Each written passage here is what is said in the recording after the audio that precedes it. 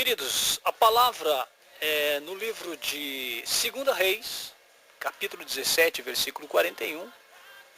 2 Reis, capítulo 17, versículo 41, na parte A do versículo.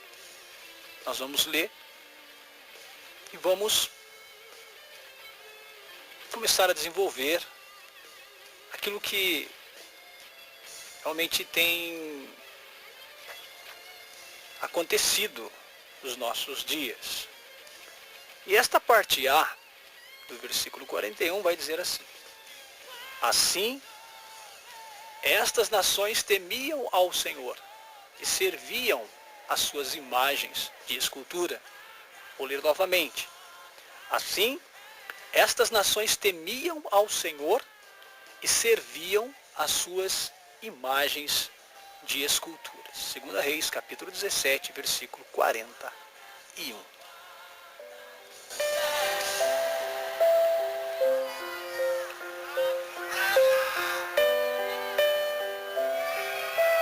Eu quero começar a nossa mensagem fazendo uma pergunta. Qual é a nossa maior barreira para adorar a Deus? Eu vou apresentar uma variedade de respostas potenciais. A nossa maior barreira para adorar a Deus seria o nosso líder de adoração, que já não é muito experiente. Os cultos são muito planejados ou espontâneos demais. As músicas são muito complexas ou simples.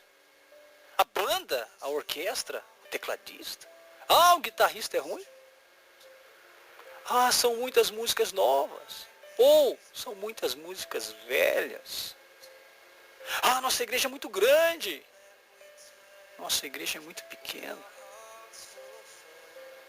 Ignorando por um momento que todas essas afirmações se referem ao contexto da reunião, elas revelam um profundo mau entendimento sobre as barreiras do verdadeiro louvor.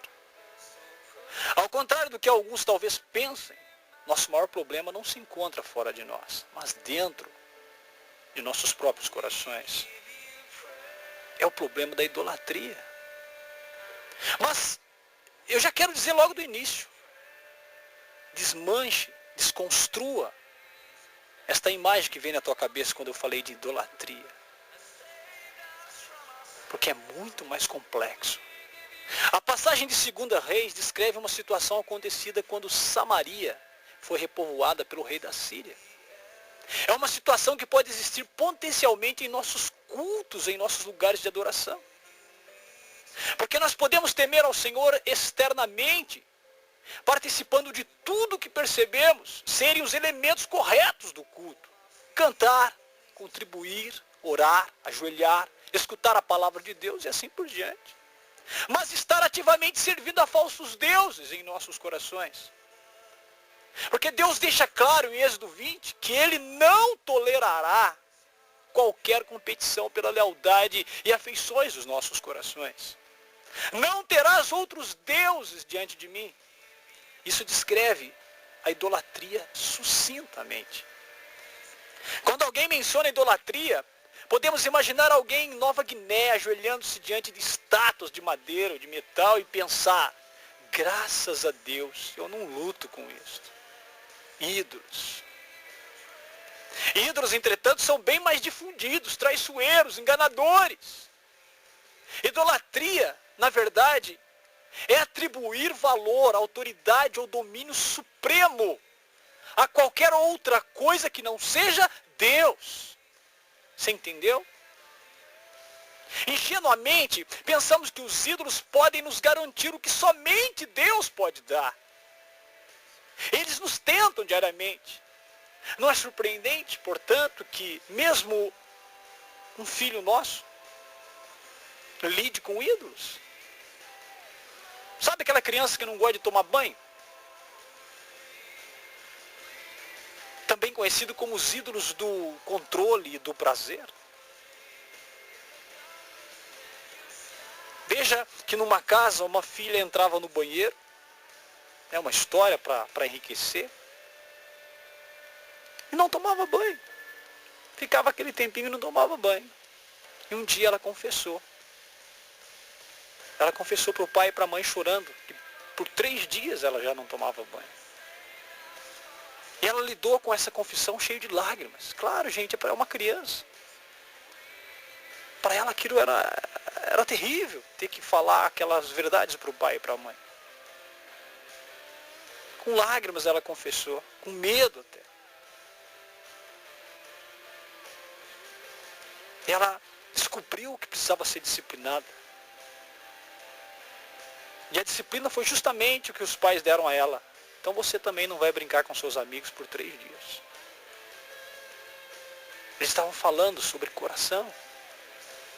Eles estavam disciplinando aquele coração. E foi explicado a ela que não tomar banho era um ídolo para ela.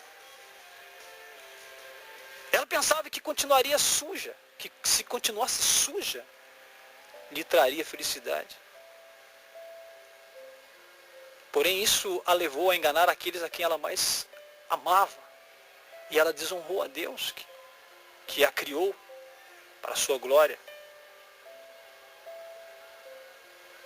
E definitivamente, não lhe deu a felicidade prometida. No final das contas, meu amado, ídolos nunca te dão nada.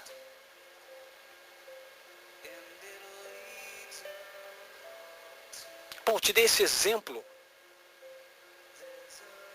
Eu poderia, se eu estivesse falando num vídeo, por exemplo, te mostrar um ídolo. Um ídolo de metal, um ídolo de madeira, um ídolo de gesso. Para mim poder te explicar para você o que é um ídolo professado e um ídolo funcional. Como já disse, a idolatria pode estar ativa em meu coração, mesmo se eu estou adorando externamente a Deus. Essa é uma ideia séria, meu amado. Toda vez que penso que não posso adorar a Deus, a não ser que X esteja presente, estou fazendo uma profunda declaração. Se X é algo além de Jesus Cristo e do Espírito Santo, passei a caminhar em território idólatra. A idolatria é sempre má, mas os ídolos que perseguimos não são coisas necessariamente más. Eles são maus para nós, porque os valorizamos acima de Deus. Páginas e páginas poderiam ser escritas sobre cada um dos ídolos potenciais que existem. Muitos, meu amado, se não todos, tocam em áreas que podem e devem ser usadas com discernimento para servir ao povo de Deus quando nos reunimos para cantar em seu louvor. Alguns deles são mais importantes que outros, mas todos eles devem exaltar a Deus, não substituí-lo. Eu quero falar da música. Estilos musicais no culto congregacional provocaram certa agitação em anos recentes.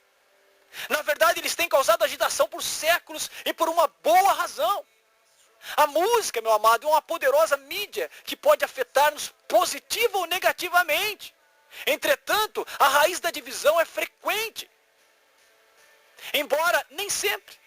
Pessoas que insistem que sabem qual o tipo de música que Deus gosta. Não ajuda muito o fato de que os proponentes da nova música são frequentemente arrogantes, insensíveis, egoístas, impacientes. Entretanto, irmão, podemos fazer um ídolo tão facilmente daquilo que é antigo e familiar, quanto podemos fazer do que é novo e criativo. A música deve ser escolhida sabiamente por sua capacidade de servir tanto as letras quanto a congregação, a fim de verdadeiramente honrarmos a Deus. Mas pensar que precisamos de certo tipo de música para nos envolvermos verdadeiramente com Deus é, em sua raiz, uma idolatria. Outra coisa é a tradição. Toda igreja, mesmo aquelas que se dizem não tradicionais, elas têm suas tradições. Uma tradição é simplesmente alguma coisa que você fez mais de uma vez. As tradições podem servir aos propósitos de Deus na sua igreja? Certamente. Paulo encoraja os tessalonicenses, vai dizer assim: assim, pois, irmãos, permanecei firmes e guardai as tradições que vos foram ensinadas, seja por palavra, seja por epístola nossa. 2 Tessalonicenses, capítulo 2, versículo 15. Mas nossas tradições hoje são iguais às escrituras em autoridade? Sim ou não? As nossas tradições são iguais? Sim ou não?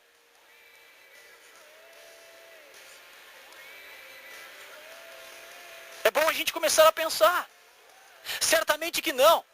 Toda geração é responsável por examinar se as tradições herdadas ou que tentam se estabelecer são bíblicas ou não. Existem tradições que são tradições porque fizeram muito mais de uma vez, mas não são bíblicas e estão dentro das igrejas. E hoje eu quero englobar igrejas aqui, tudo aquilo que se chama igreja, que se diz que é igreja.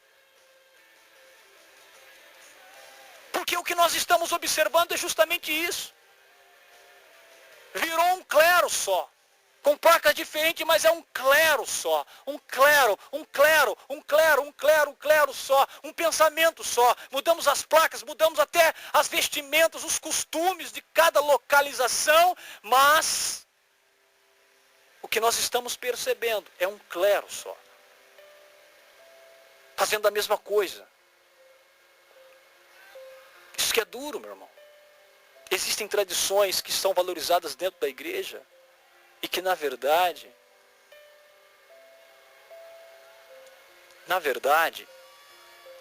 são tradições humanas, seculares.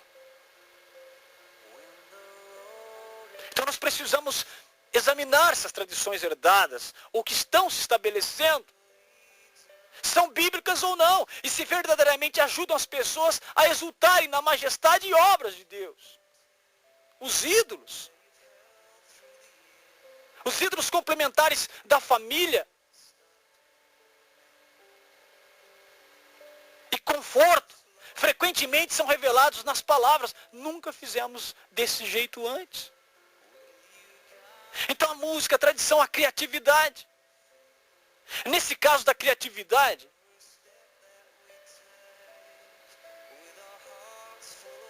nós precisamos prestar atenção, porque a novidade também pode ser um ídolo. Estamos convencidos de que alguma coisa nova, diferente, nunca vista antes, fará nosso culto congregacional mais efetivo, mais poderoso ou atraente. Vamos mudar a iluminação, ou uma nova disposição lá do palco. Vamos colocar um videoclipe, vamos acender velas, vamos colocar banners. Vamos fazer uma atividade artística interativa. Irmãos, criatividade nunca é nosso alvo na adoração a Deus. É simplesmente um meio para o fim de manifestar e ver a glória de Cristo mais claramente. Novas mídias ou formas de comunicação podem nos dar uma perspectiva diferente, levando a verdade a ter um impacto sobre nós. Mas, se sairmos de um culto público mais impressionado com a nossa criatividade que com o nosso Salvador, ou pensando que a palavra de Cristo é notícia velha, então nós estamos perdidos, meus irmãos. Claro que eu não quero escrever isso para ofender ninguém. Eu tenho orado para que não seja esse o caso. Embora o que percebamos como uma ofensa pode ser convicção do Espírito. Pode muito bem apenas ser minha má comunicação. Mas eu tenho certeza de uma coisa. Deus está comprometido em receber toda a glória, honra e louvor, todas as vezes que nos reunimos como seu povo. Eu quero dizer uma coisa. Outro dia eu li numa reportagem que em algum lugar, em algum país, tinha uma placa dizendo assim: não vá à igreja, seja a igreja. Agora, apesar do elemento de verdade na frase, que o povo é a igreja, esta declaração também está cheia de erros. Porque você precisa ir à igreja. Mas por trás das palavras, obviamente, há o desapontamento e possivelmente desilusão de alguém com o cristianismo que está instituído, engessado. E apesar de que eu achei que muitos cristãos rejeitariam esta escolha errada, a atitude deles em relação aos encontros de domingo da igreja pode revelar uma apatia parecida. Entendeu? A atitude da igreja pode revelar uma apatia parecida. Já ouviu dizer que existem cristãos que só vão à igreja no domingo? Meu amado, para lutar contra esta apatia, nós precisamos de uma perspectiva bíblica sobre o que está acontecendo no domingo, por exemplo. Uma perspectiva que possa transformar nossa atitude sobre ir à igreja. E é esta perspectiva que o escritor aos Hebreus nos dá quando ele descreve culto contínuo, em que nós participamos quando nos reunimos para adorar a cada domingo. Eu quero trazer então um texto que fala sobre Monte Sinai e Monte Sião. Em Hebreus, no capítulo 12, o escritor apresenta um contraste impressionante entre o Monte Sinai e o Monte Sião, entre a experiência do povo de Deus sobre a antiga aliança e a experiência dele sobre a nova aliança. Nos versos 18 a 21, o autor reconta a reunião no Monte Sinai, como registrado em Êxodo, capítulo 19. Depois de serem retirados do Egito, Deus reuniu o seu povo e fez um pacto com eles. Ele os constituiu como uma nação, o seu próprio povo. Ora, diz o texto, não tende chegado ao fogo palpável e ardente, e a escuridão, e as trevas, e a tempestade, e ao clangor da trombeta, e ao som de palavras tais que quantos o ouviram suplicaram que não se lhe falasse mais, pois já não suportavam o que lhes era ordenado. Até um animal se tocar o monte será apedrejado. Na verdade, de tal modo era horrível o espetáculo que Moisés disse, sinto-me aterrado e tremo. Meu Deus! Esta foi a reunião no Monte Sinai. Agora olhem para a reunião no Monte Sião, descrita nos versículos 22 e 24.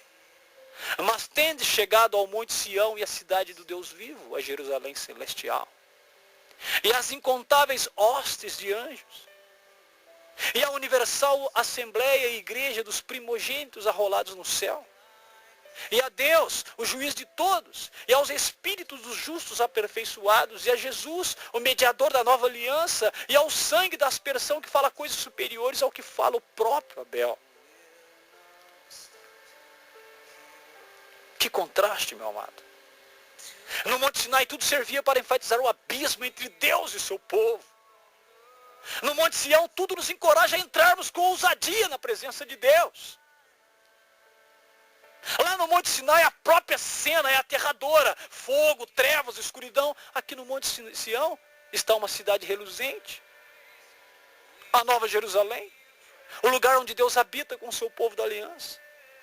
No Monte Sinai, os sons são aterrorizantes. Tempestades, clangor de trombeta, palavras inefáveis. No Monte Sião está o som de um louvor exuberante, comemorativo. No Monte Sinai havia uma reunião solene cheia de medo.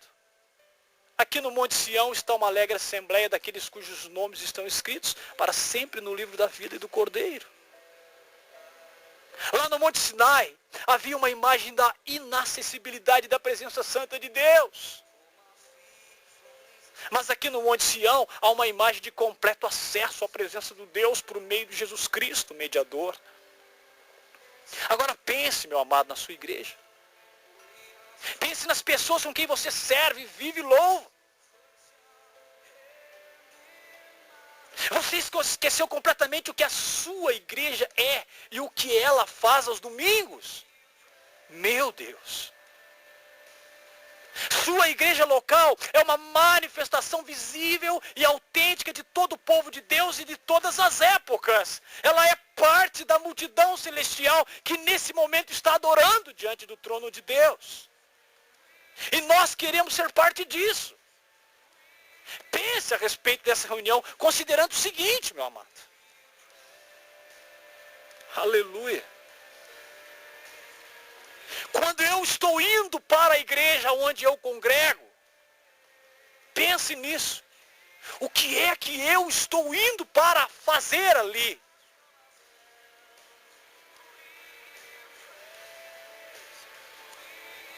O que é que eu estou indo fazer ali? Eu já disse aqui, eu estou indo assistir os músicos. Eu estou indo por causa da tradição. Eu estou indo por causa do teatro. Da pintura nova. Da disposição.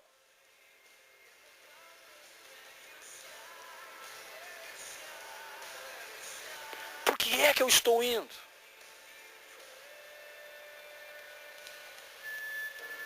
É bom a gente pensar nisso. Pense também no seguinte. Nós estamos adorando, e não estamos adorando sozinho. Estamos adorando com criatura diante das quais seríamos tentados a nos curvarmos em terror e adoração se pudéssemos vê-las, porque os anjos o adoram sempre.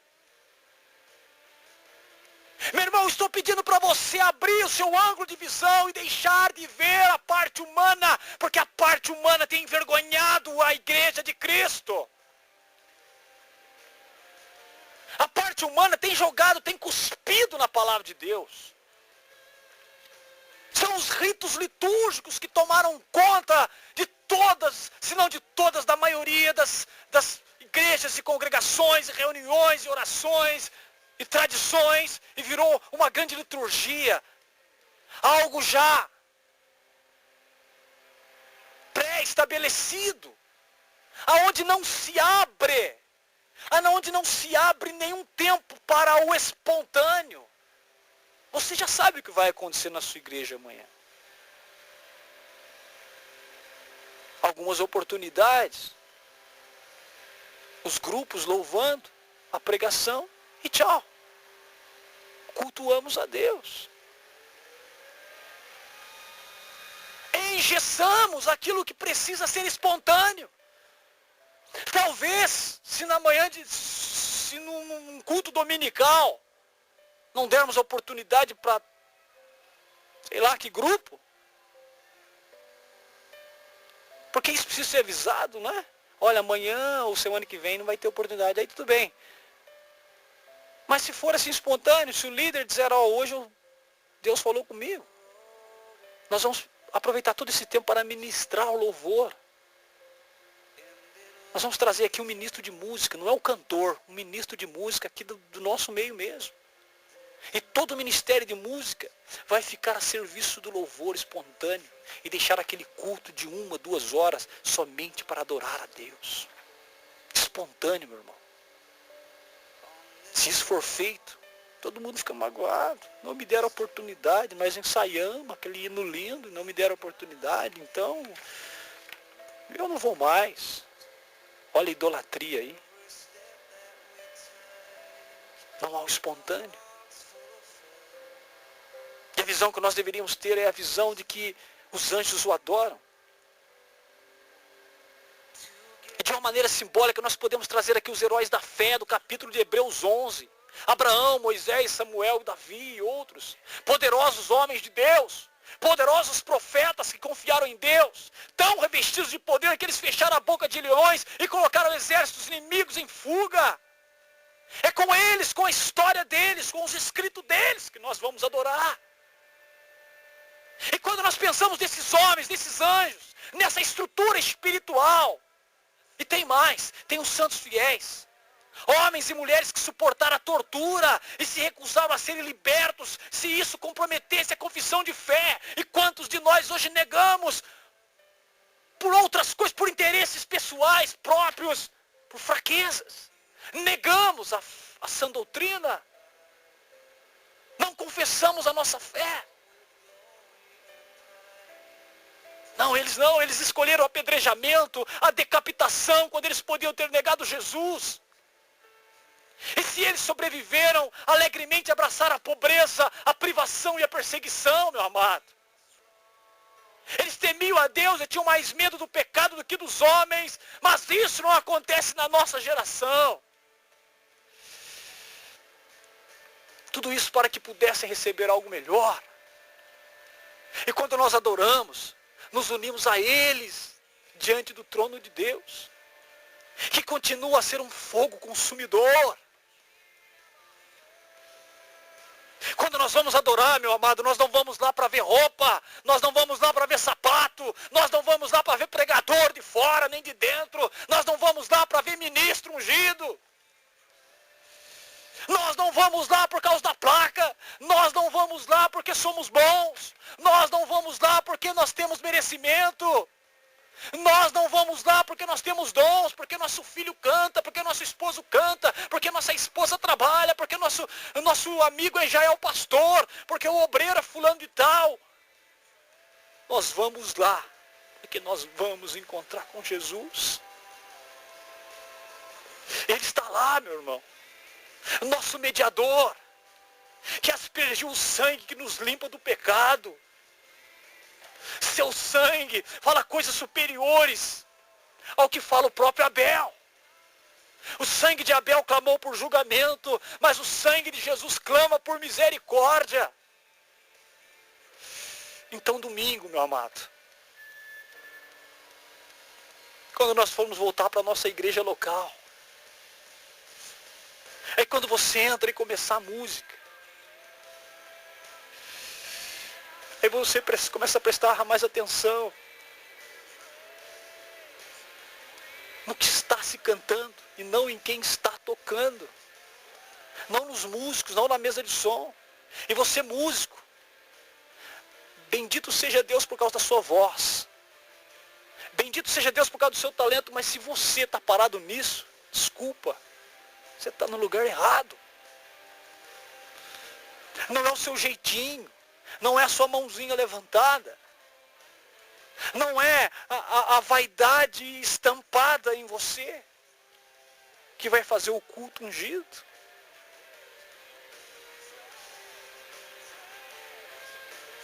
Não é. O que vai fazer o culto ungido é a presença de Jesus. Você não tem o direito de atrapalhar isso. E assim para todos nós, os ministros, os obreiros, os membros, os cooperadores, se não for para honrar a Jesus, pede licença para o pastor, voltemos a sentar, a ficar ali crescendo, a ficar ali amadurecendo. Porque há um tempo atrás, meus irmãos, se levantaram homens que hoje são conhecidos como reformadores, porque não couberam na igreja tradicional, por causa dos seus pensamentos, por causa das suas atitudes, por causa da sua reverência à palavra de Deus. E eles fugiram das perseguições, se espalharam para o mundo e começaram a pregar o verdadeiro evangelho. Eu não sei se nós paramos já para pensar, mas hoje nós somos filhos desses reformadores. Mas parece que voltamos à igreja tradicional, com seus ritos litúrgicos. E o pior, nossos ídolos não aparecem, eles estão dentro de nós. São os cantores, são os ministros badalados, caríssimos para dar uma pregação. São aqueles que quando vão pregar, nem bem terminou a pregação, já querem receber. São aqueles que têm agenda. Eu não digo que você não deva ter, mas é tipo empresário. São valores, são taxas, são preços.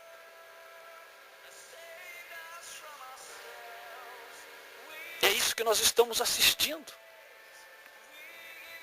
É isso que nós estamos nos tornando. Estamos nos tornando extremamente litúrgicos, frios, engessados, sem unção. Sabe qual é o fruto disso? O fruto disso são os milagres forçados. São as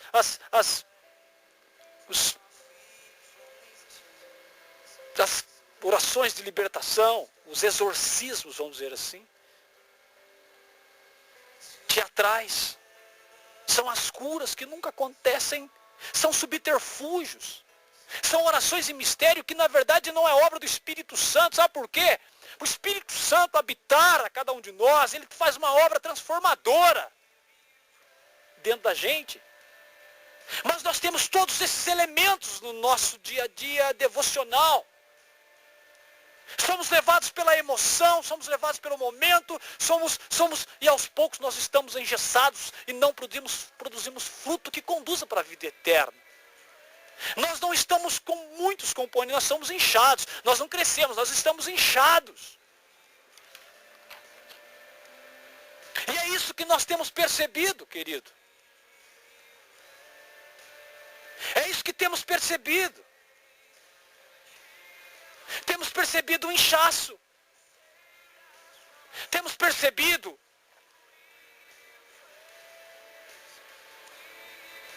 que o nosso ato devocional é um peso, porque não dá fruto, não tem fruto.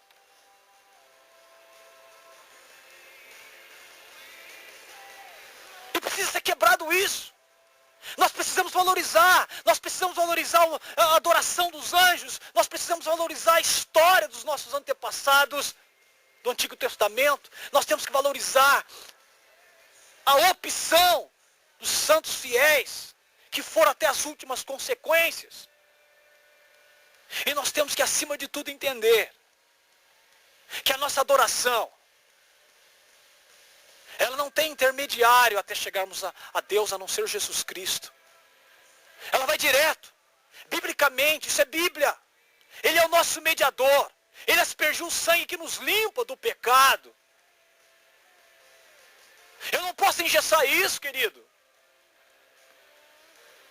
Eu não posso dizer que isso não tem nada a ver.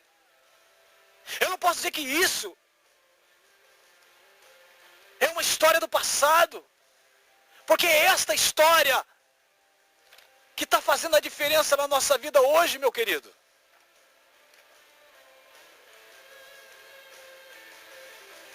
A nossa igreja precisa ser uma manifestação autêntica de todo o povo. Ou seja, de todo o povo de Deus. E eu digo de todo o povo e de todas as criaturas invisíveis que Deus criou para o adorar. Meu amado, existem criaturas invisíveis que olhos humanos nunca viram e que vivem para adorar a Deus. Não pense que o céu, meu Deus, não pense que o céu é um palácio onde ficam anjos com espada ali para defender o céu. Céu é céu, querido. Elimina essa visão humana, essa visão pobre de que céu é um local que está ali e os anjos estão o tempo todo defendendo contra os ataques de Satanás. Satanás não chega nem aos pés do céu. Aleluia. Ele não tem esse poder, querido. As criaturas invisíveis que existem no céu foram criadas para adorar ao Senhor. E quando nós vamos adorar ao Senhor, todos sem exceção de ninguém. Porque cargos em igreja, meu irmão, é um nome que tem destruído. Não é cargo, é compromisso. Quanto mais alto o grau de compromisso, de comprometimento com a obra, ou seja, a liderança de uma congregação, de uma igreja, de um movimento, não é cargo, meu irmão. Cargo é para quem está na empresa. Cargo é para quem está na fábrica. Cargo é para quem está trabalhando no comércio. Você não tem cargo, você tem um compromisso, um chamado. Enquanto nós falamos cargo, gente, o que tem de gente pleiteando cargo, lutando por cargo, que não leva a nada. Nós não precisamos de cargo. Nós não precisamos de nada, nós só precisamos de Jesus Cristo. E Ele vai levantar os seus escolhidos, seus líderes. Líderes, pelo amor de Deus, acordem! Você não está na frente desse rebanho porque você é bom. Você não está na frente desse rebanho porque você é melhor. Você está à frente desse rebanho porque Deus te colocou ali. E Deus te colocou ali para quê? Para conduzir esse rebanho. O rebanho não está legal? Desculpa, você que está conduzindo. É a liderança que está com você. Agora, se é muito mais fácil fazer liturgia, se é muito mais fácil nós pré-estabelecer os horários e tudo mais, e não ter o novo, não ter a espontaneidade, desculpa, virou fábrica. Virou empresa. Virou meta. gostaria de estar falando heresia aqui. Eu gostaria de estar falando algo que nunca fosse acontecer, mas infelizmente é o que tem acontecido, virou empresa. Aonde todo mundo tem o seu crachá, a sua importância, aonde todo mundo dá a sua contribuição. Aonde pessoas têm meta. Aonde está o espontâneo? Viramos novamente tradicionais. Estamos cheios de ídolos, e se eles não estão visíveis, estão dentro do nosso coração. E o pior, rege a nossa vida. Ah, meu Deus. Meu Deus do céu.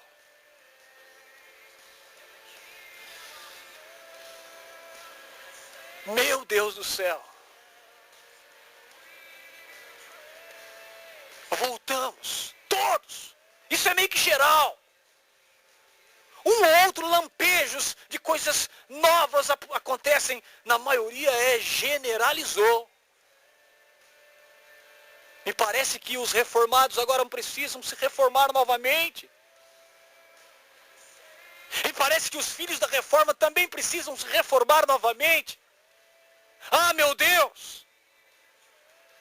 Parece que há uma necessidade de que surjam novos reformadores. Calvino, Lutero, John Wesley. Ah, meu Deus! Parece que precisamos que novamente homens ousados, de essência bíblica, assim como o movimento dos puritanos,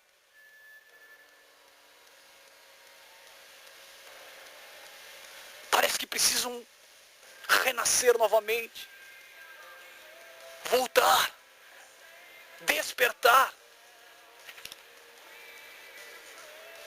Gente, hoje é comum dizer assim, olha, eu tenho comunhão com todas as igrejas, até aquelas que são tradicionais, milenares, mas tem mesmo. Claro que vai ter, porque não há diferença nenhuma. Mesmo com doutrinas de heresias, o importante é que eu sinto a presença do Senhor. O importante é que eu me alegro na presença do Senhor. Não, o importante é pedir a Deus misericórdia e entrar dentro da vontade dele na sua palavra. Não é sorrir, não é se abraçar, não é porque eu faço oração, não é porque eu oro com todas essas pessoas. Não, meu irmão. Olha o ídolo aí.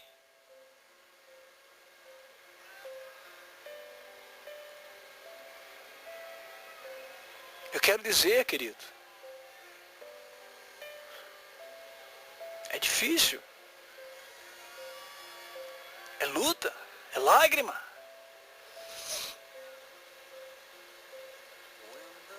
Mas se a gente não fizer uma leitura e um discernimento,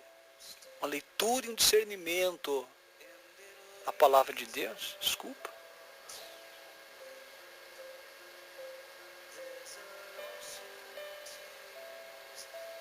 Se não fizermos a leitura da palavra de Deus e um discernimento,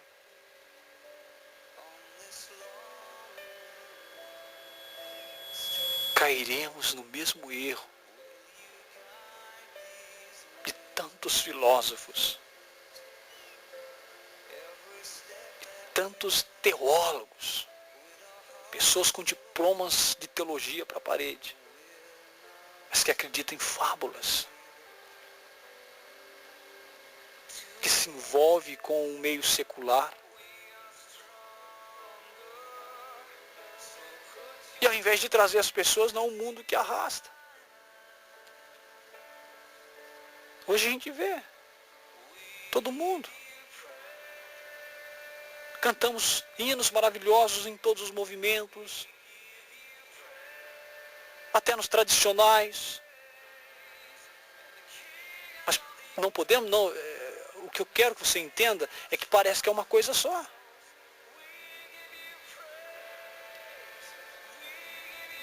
Certo dia me mandaram um recado, amado, dizendo assim: você, agora que é evangélico,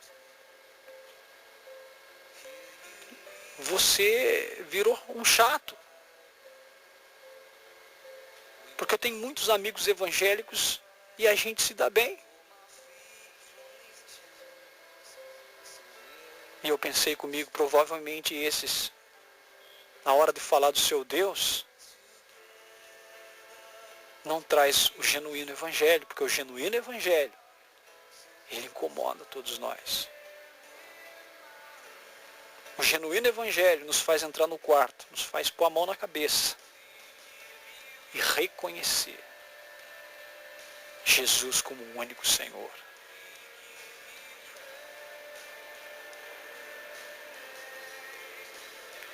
É difícil. Que tempos nós estamos vivendo?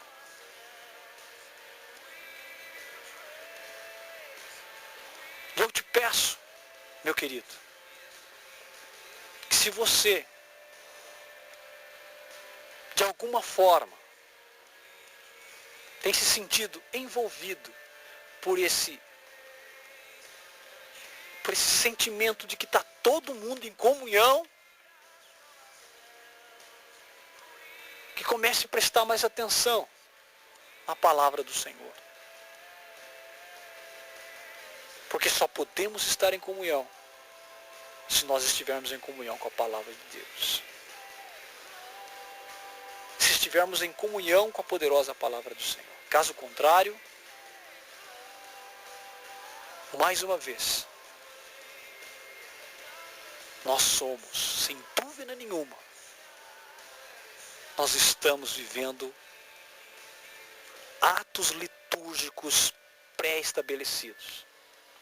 E o espontâneo de Deus já não tem acontecido.